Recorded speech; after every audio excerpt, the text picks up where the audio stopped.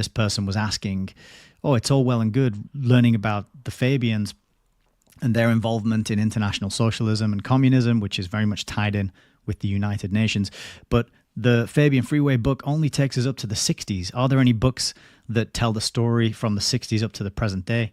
Yes, there are, and we're going to be reading one of them next on this channel after we've polished off The Fearful Master. So yes, we're reading some old books and we're kind of going back in time and we're looking at these books from the 50s and the 60s, but that doesn't mean there's nothing else to say and the story ends there. It's just to give us some historical context within which to interpret and understand the events of the current time that we're living through.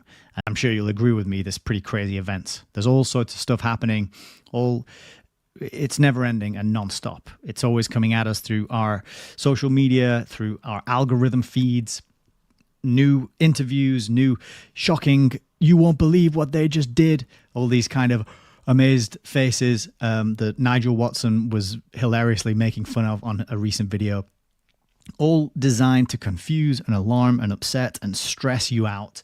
Why? Because you'll be in a state of fear. And if you're in a state of fear, you are more easy to manipulate and it is much more easy to corral and guide and steer fearful animals, right, into the place that you want them to go. Fear is not a good long-term strategy for us. When we are in a state of fear, it impacts our ability to make good decisions, to analyze, to think clearly and rationally, and it impacts our ability to exercise our willpower even. It short-circuits our brain and we can make rash decisions. We can do things that are stupid, that are harmful to ourselves and to other people in the short to medium term.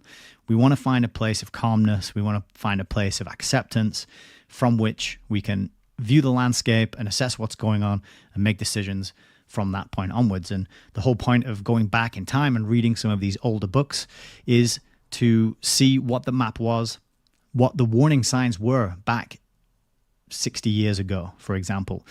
It's incredible that G. Edward Griffin has been writing books and making documentaries and speaking publicly about the kinds of issues that we're going to be learning about tonight.